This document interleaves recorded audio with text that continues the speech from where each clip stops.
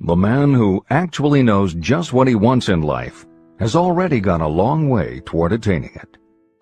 Before you can put any portion of this philosophy into successful use, your mind must be prepared to receive it. The preparation is not difficult. It begins with study, analysis, and understanding of three enemies that you will have to clear out: indecision, doubt, and fear. The members of this unholy trio are closely related. Where one is found, the other two are close at hand. Indecision is the seedling of fear. Indecision crystallizes into doubt. The two blend and become fear. The blending process often is slow. This is one reason why these three enemies are so dangerous. They germinate and grow without their presence being observed. Before you can master an enemy, you must know its name, its habits, and where to attack it. Analyze yourself carefully and determine which, if any, of the 6 common fears have attached themselves to you. There are 6 basic fears. At one time or another, every person suffers from some combination of these fears. Most people are fortunate if they do not suffer from the entire 6. Named in the order of their most common appearance, they are the fear of poverty, the fear of criticism, the fear of ill health, the fear of loss of love of someone, the fear of old age, and the fear of death. How many are standing in your way? Take inventory of yourself. All other fears are of minor importance, and are in fact just variations on these 6. Fears are nothing more than states of mind. Your state of mind is subject to your control and direction. You can create nothing that you do not first conceive in the form of an impulse of thought. The following statement is of even greater importance. Thought impulses begin immediately to translate themselves into their physical equivalent, whether those thoughts are voluntary or involuntary. Even thought impulses that are picked up by mere chance, thoughts that have been released by other minds, may determine your financial, business, professional, or social destiny just as surely as the thoughts that you create by intent and design.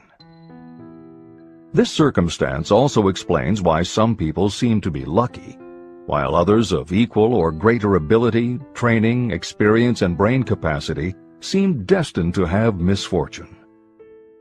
The explanation is that you have the ability to completely control your own mind.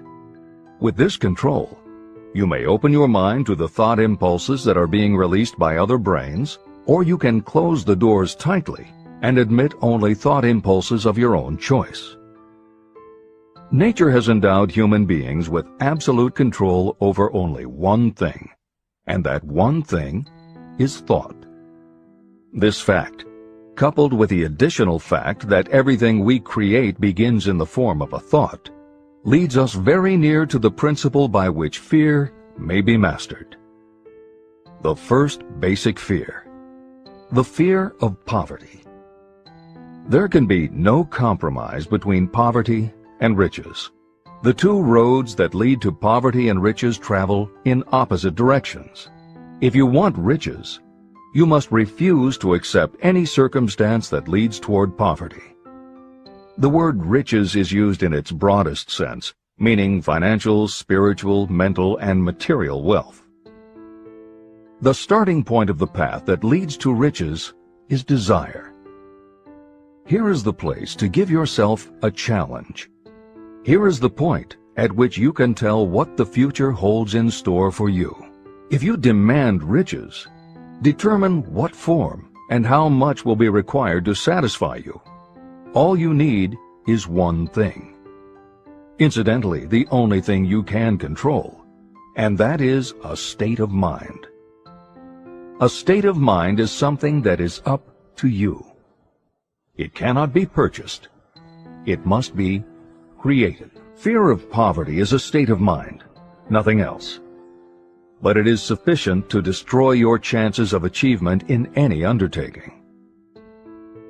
This fear paralyzes your ability to use reason, destroys the imagination, kills off self-reliance, undermines enthusiasm, discourages initiative, leads to uncertainty of purpose, encourages procrastination, wipes out enthusiasm, and makes self-control an impossibility.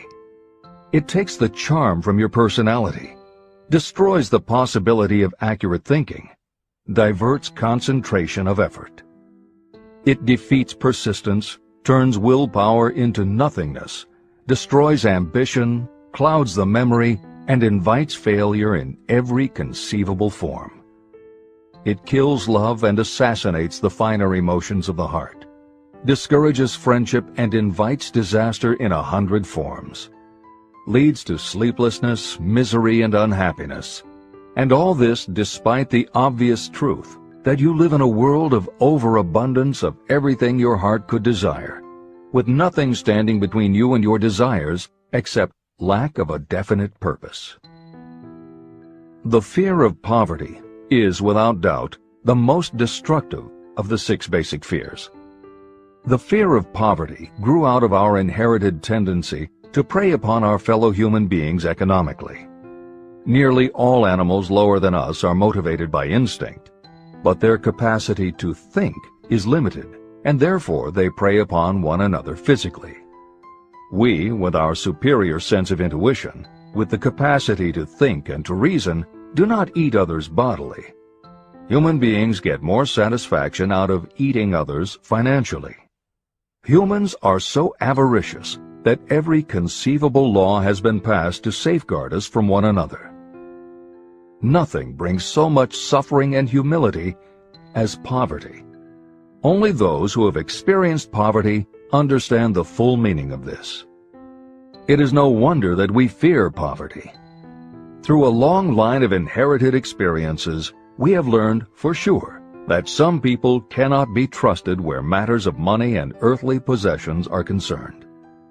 So eager are we to possess wealth that we will acquire it in whatever manner we can, through legal methods if possible, through other methods if necessary or expedient. Self-analysis may disclose weaknesses that you do not like to acknowledge, but this form of examination is essential if you are going to demand of life more than mediocrity and poverty. Ask yourself definite questions and demand direct replies. You will know more about yourself. If you do not feel that you can be an impartial judge, call upon someone who knows you well to serve as judge while you cross-examine yourself. You are after the truth. Get it, no matter at what the cost, even though it may temporarily embarrass you. The majority of people, if asked what they fear most, would reply, "I fear nothing." The reply would be inaccurate, because few people realize that they are bound, handicapped, whipped spiritually and physically through some form of fear. So subtle and deeply seated is the emotion of fear that you may go through life and never recognize its presence. Only a courageous analysis will disclose the presence of this universal enemy. When you begin such an analysis, search deeply into your character. The following is a list of the symptoms to look for. Symptoms of the fear of poverty. 1. Indifference. Commonly expressed through lack of ambition, willingness to tolerate poverty, and the acceptance of whatever compensation life may offer without protest. Also mental and physical laziness and lack of initiative, imagination, enthusiasm, and self-control. 2. Indecision. The habit of permitting others to do your thinking, sitting on the fence. 3. Doubt.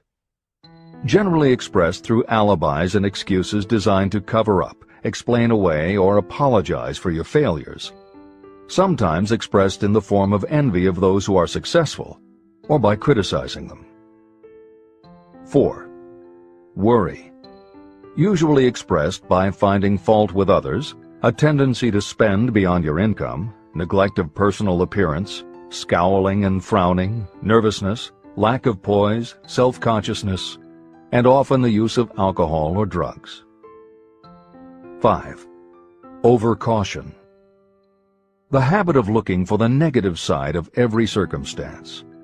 Thinking and talking about possible failure instead of concentrating on succeeding.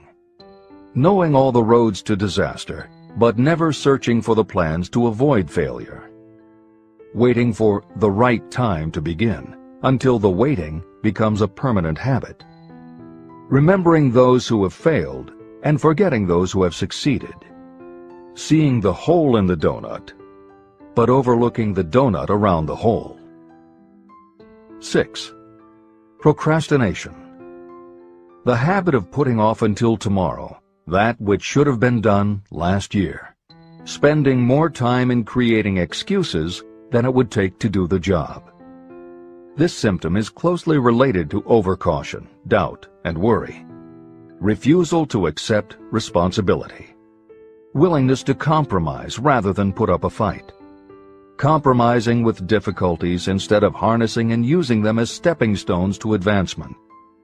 Bargaining with life for a penny instead of demanding prosperity, opulence, riches, contentment, and happiness. Planning what to do if you fail instead of burning all bridges and making retreat impossible. Weakness of, and often total lack of, self-confidence, definiteness of purpose, self-control, initiative, enthusiasm, ambition, thrift, and sound reasoning ability. Some will believe, and rightly so, that there are other forms of riches more desirable than money. Yes, there are riches that cannot be measured in terms of dollars. But there are also millions of people who say, "Give me all the money I need, and I will find everything else I want." Money is only clamshells or metal discs or scraps of paper. And there are treasures of the heart and soul which money cannot buy. But most people, being broke, are unable to keep this in mind and sustain their spirits. When a man is down and out and on the street, unable to get any job at all, something happens to his spirit, which can be observed in the droop of his shoulders, the set of his hat, his walk, and his gaze.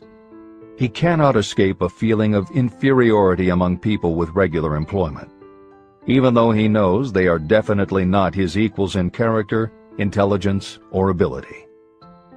These people, even his friends, feel, on the other hand, a sense of superiority and regard him, perhaps unconsciously, as a casualty.